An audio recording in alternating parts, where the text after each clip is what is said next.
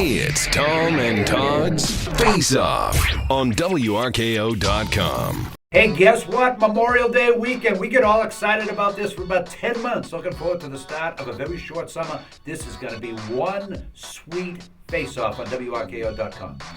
Cornel West has some controversial comments about President Obama. The comments question Obama's blackness. Is Cornel West a racist?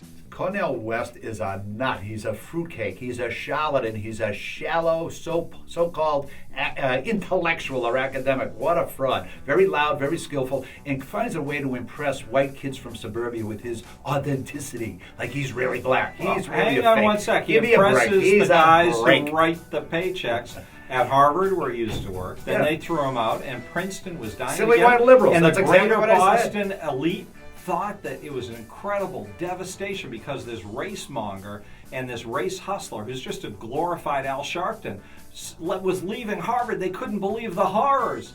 He is... Is he a racist? Yes, he Well, is. He calls the by- president the mascot. He's not a racist because of that. He's all upset because he didn't get his tickets to the inaugural, and the bellhop who carried his bags Well, that's an got to go to the elitist. That inaugural. doesn't make him a Good for the racist. bellhop. That How makes about him the an elitist. bellhop? Look, the point is that the guy is doing that which liberals attack you for and call you a racist. At the drop of a hat, liberals will call you a racist if you do any of the things that this guy did. So he's not actually a racist. He's just a race monger. He's a guy who makes a living by stomping on the racial divide, and it's time to tell the truth about it. Herman Cain has announced his candidacy. Should Obama be worried?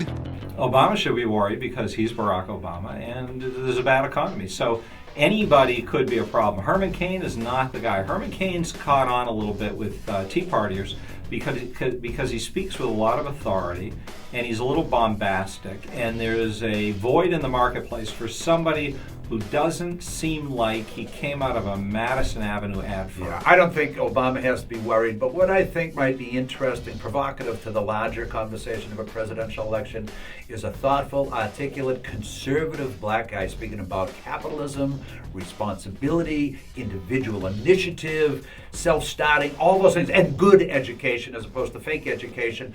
That's a different kind of message than we're used to Wait a second, hearing did you from say a he's lot a of black man, so-called though? black leaders. He's not a black man. Because when you become a conservative, you're not a black man anymore. Oh This yeah, is you what got to liberals ask have Clarence taught us. Thomas about that. That's right. The Obama team is digging up dirt on New Jersey Governor Chris Christie. Are they wasting time? Well, I suppose they're not wasting time. It's one of the sad and seamy side of politics. Serious stuff at the national level. Everybody will dig around on everybody else trying to find some silly skeleton in a closet. I mean, the funny thing about Chris Christie is he's so large. Let's start to ask, is there even a skeleton in there? He's such a big guy. But no, you it's stop with the fat hate speech.